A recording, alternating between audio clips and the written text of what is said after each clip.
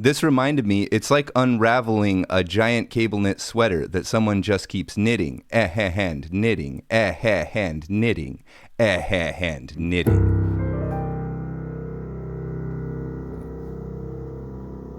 So this is what'll happen is you'll wake up and you'll have just like this last thing. You'll write that down. And as you're thinking about it, you'll be like, oh yeah, that last thing. And it'll start just like until you have like the whole session. This will build over time. We'll see this. And weirdly, some random detail from the dream that you had that you're writing down will actually remind you of a dream you had 4 nights ago. And you'll remember more shit about that. It's holographic. Like one thing from a dream unpacks the whole dream. Very weird. They're all connected. What I was afraid of and why I was so detailed in the first one is that I'm going to manufacture memories. If I look back on this and I didn't write everything down, how do I know that that's what I remembered? And how would I know if I was just manufacturing that now? Now, that's an excellent question. But what I think, though, is if you're manufacturing it, it's essentially the same thing as Dreamwork. Like your manufacturing of it is like another dream layered on top. Logic to it. Yeah. You're trying to make sense of a nonsensical thing, and so you might add something. It's like post-hypnotic suggestion, kind of. That's kind of what you're suggesting. Right. Yeah. I think that's what they call it.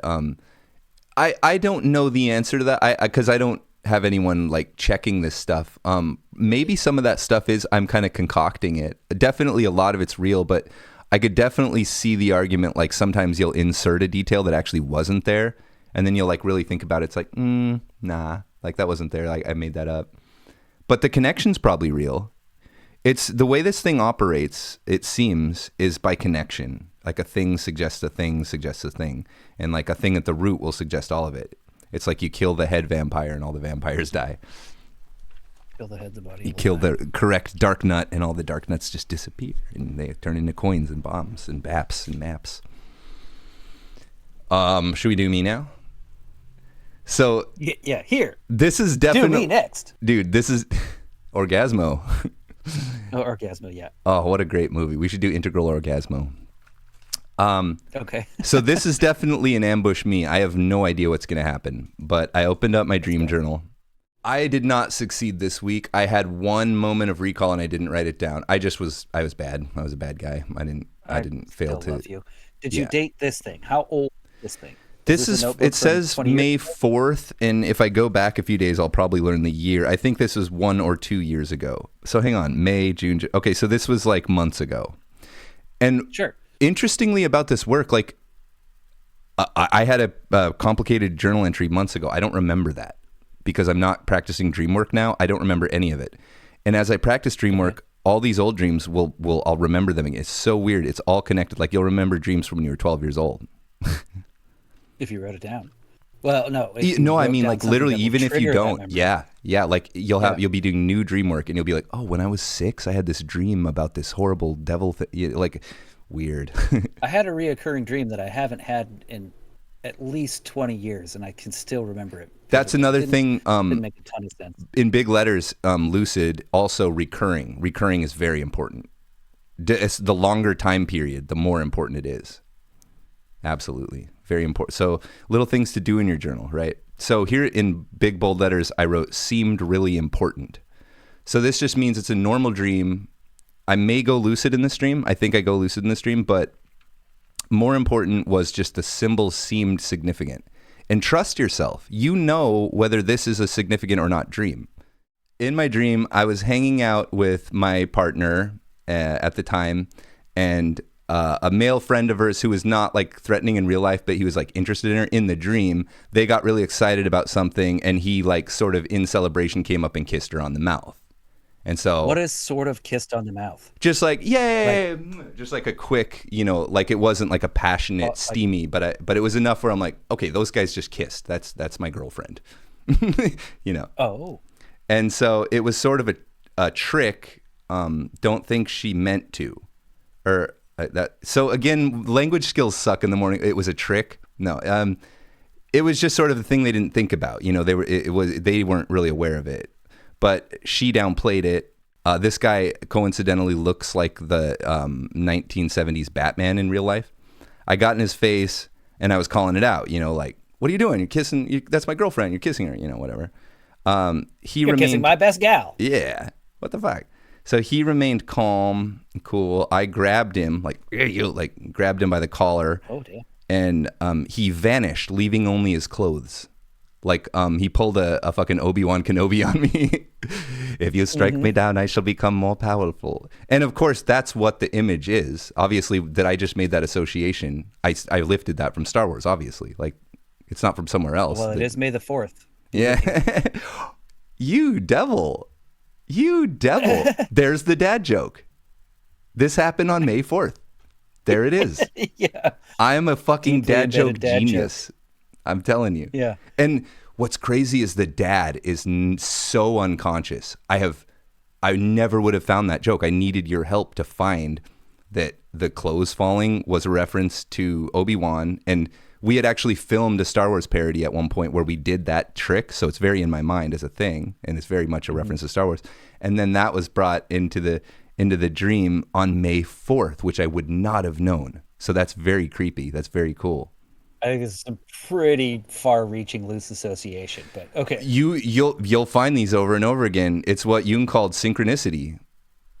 Who knows? Looking for it, of course you'll find it. Yeah, there is that. There's a word for that too. Apophenia, maybe, finding patterns in chaos. Dick. Being a dick is the name for it. So I was being a dick. I got in this guy's face for kissing my gal. He was being cool, and then he turned into clothes as a reference to Star Wars. And if anyone doesn't get that, it's May the 4th be with you. I think we all get that. Anyways, I then tried to get my partner to see how crazy it was that this guy she had kissed had vanished and leaving nothing but his clothes. I checked to see if he was... We're just not going to talk about that? Yeah, we're just going to ignore not only that you kissed this man, but also that he vanished into a bundle of clothes. Mm-hmm. And now, in real life, a joke that I made about this guy who kind of looked like Batman is that he's a reptillianoid because he owned a lot of property in our town. So there's this kind of gag, all the reptillianoids own all the property and there's a New World Order conspiracy. So I kind of joke about that. So in my mind, there's a connection between this man and reptillianoids. And so this was one of his reptillianoid powers in my dream world. So I'm going around looking, okay, where is he? Did he go outside? Is it where is this guy? I went back to where Crystal had found me. Apparently this is all happening at once. And 2 people were having sex under my blankets. So they're just 2 people boning under some of my shit, in my kind of bed area. I told them it was fine and went outside. By the Woodworth house, which is the house I grew up in, I remembered that I had lucid dream abilities, but not that I was dreaming. So in the dream, I didn't become lucid, but I had the abilities of a lucid dream. But I didn't feel like I was consciously there and that it was that I had control. So it's what I would call a semi-lucid dream. So I flew into a tree, I guess I flew inside of a tree and noticed I had the power to break and bend tree trunks, which was surprising. So I could literally grab a tree and just I had this superpower over. I was like Superman basically. I could fly and bend trees. I noticed the moon was enormous, but that also it was the Earth. So I look up and the full moon is there, but it's not the moon, it's the planet Earth, to suggest that I'm not on Earth or something. I pointed it out, but everyone already knew, like it was on the news or something. The people all had weird looking eyes. And in retrospect, their eyes were those planet Earth orbs. It was the same thing. So there was the Earth moon thing, and their eyes were little Earths too. I maybe thought I remembered now that we had peacefully integrated with an alien race. This is the pod people thing. This is a huge thing. Oh yeah, I forgot. Yeah. So the planet Earth had peacefully integrated with an alien race, and now the consequence of that is everyone's eyes are little Earths, and the moon has been replaced with the Earth. But everything else is kind of the same. We're still doing society. We're all just peacefully integrated with another species. I tried to show my friends, my friends in that world, that I could fly and had these powers, and I leapt up into a building. They seemed unsurprised. They were not impressed. So I'm like, guys, check this out. Doing, doing. And I did my Mario triple jump, got up on top of a building. I'm like, guys, I can fly. And this is right when you're about to become lucid, when you're like, okay, I have superpowers, but never became fully lucid. Let's try them out. Inside the building, so I'm in this building now. My friends that not any particular people, but some friends were having a party. They had normal eyes. Okay, so this is a secret party where you guys don't have aliens in you. They gave me a bottle of solution and showed me I could remove the contact lenses, which these little eye things are apparently. Thing I was involved with in some sort of rebellion or counter movement to the invasion. So this was like a little like underground railroad. We were going to take out the aliens. We are going to remove our fake eyes and come back and fight off the peaceful invasion.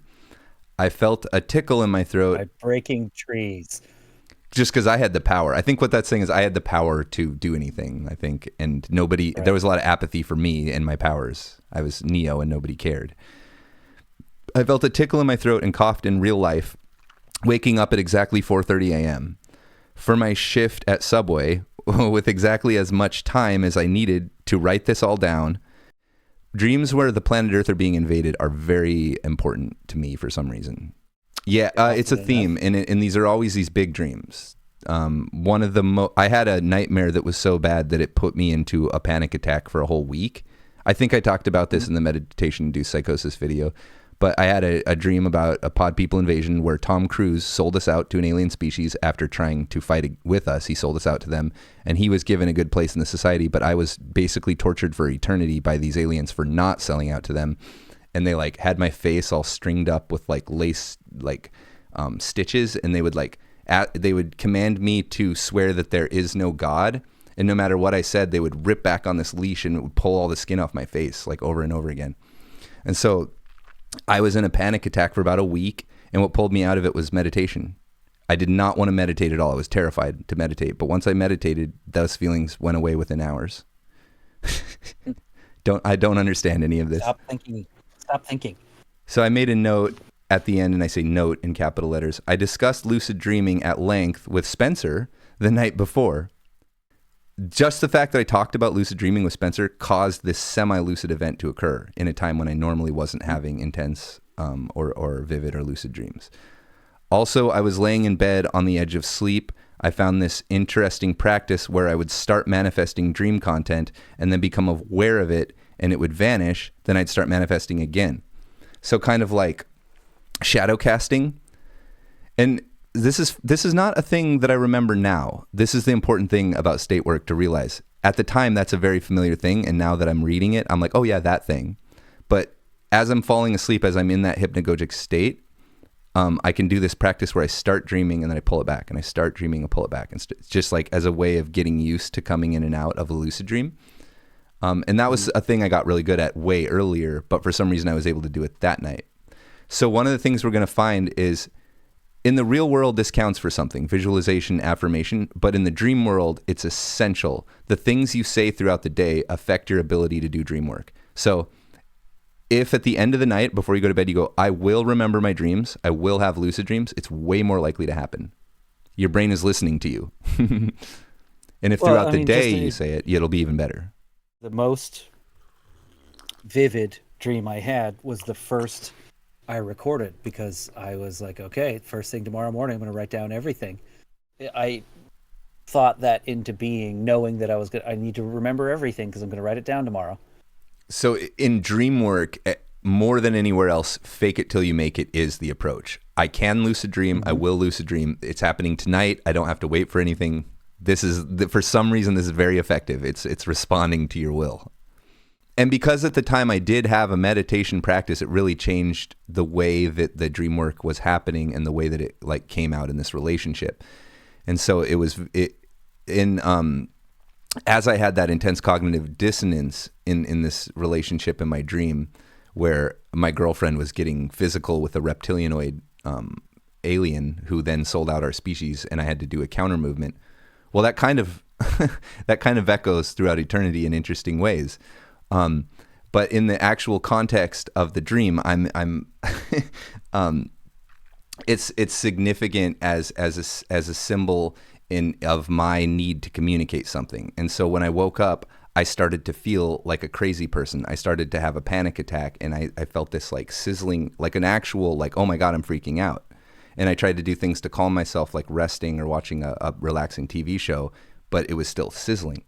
And meditation, the last thing on earth you want to do is just be alone with this experience. But I went and sat down, and within a half hour, those went away. So for some reason, this stuff is curable with meditation. I know a lot of stuff meditation is not going to help, but these like mortal terror which is mortal terror caused by your own psyche revealing itself. Meditation seems to help. I don't get it, but absolutely, it's like an immediate relief. Okay, so let's start. Let's begin at the beginning. Part of your self-worth thing came out again, that like just because someone in like a goofy celebratory way, you said sort of twice, sort of kissed your girlfriend on the mouth, enraged you. Yeah, that's that less than. Like, I think what enraged me is that they didn't acknowledge it. It wasn't the act. It was that when I pointed it out, they were like, "Oh, like no, that was nothing." Like that. No, you kissed on the mouth, and then I grabbed him by the collar, and then I was enraged. Yeah, it was that they were in denial of it. They wouldn't admit that it happened. Oh, that's different than saying, yeah, it happened and it wasn't a big deal. Yeah, saying like, what are you talking about? Yeah, exactly. That was what, because like, wait, do you guys do this like more when I'm not around, or what's the deal with this? This is a thing you guys do? You guys kiss? That's fucking part of your friendship? I don't know. Like, we'd have to talk about that. Can I kiss friends? My wife and I talk about this a lot. Like, if you're in a relationship where you're afraid the other person's going to cheat, fucking leave. Yes. That feeling's not going to go away. No, I wasn't. This was a buried thing. This wasn't front of mind. No. I'm not saying that was what was going on here. But people will stay in relationships that like make you feel bad all the time. Like, what are you doing?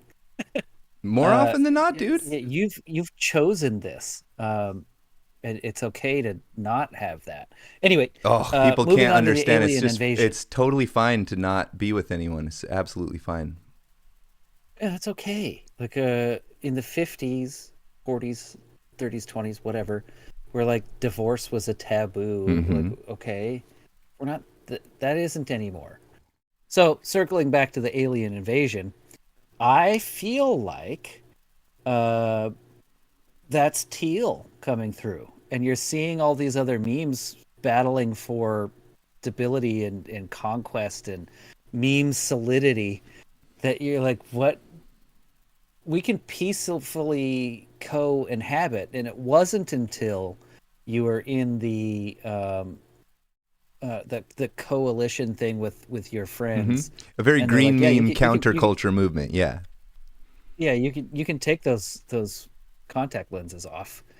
Yeah, and then taking the contact lens off brought you back down to orange or green, where you're like, okay, yeah, it is us versus them. But before you were convinced of that, you were just like, oh, okay, cool. That's amazing. As a Teal narrative, it kind of does walk you through like my power and control issues with the jealousy thing and the physical aggression. And then I go into sort of an amber orange world where I'm just trying to fit in, but everyone's aliens. And then I go into this green countercultural. Like, when you lock it in to one of those, it like starts to suck. It's like Earth is the amber and the aliens are orange, and then the counter movement is like green.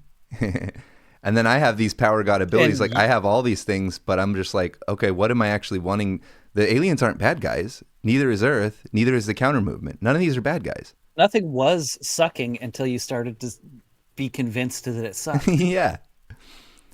Well, there's something really crazy about this idea of your eyes are Earths. That's kind of interesting. Earth lenses, like Earth eyes. Or that you look up into the sky and see like the Earth as a foreign thing. A full Earth from. Did everyone else see the Earth as a foreign thing? Was that it was an effect of the alien invasion? It doesn't really make sense, but because of the invasion, some things were changed, which was our eyes looked like little planets, and the Earth was orbiting our planet apparently. I think that's the Earth's being the eyeballs is closed-mindedness. That's all you can see. There's a lot to it. But that's all you can see.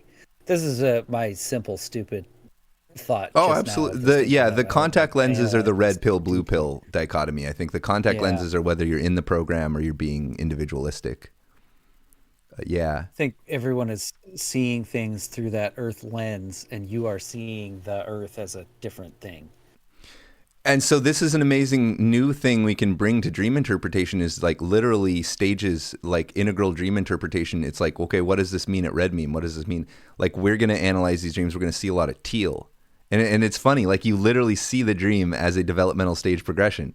Like we can do this with our dreams. Like yours was a path from order to chaos, and mine was like this path from like order of Earth humans to like a new order. The path meant so much to everyone else.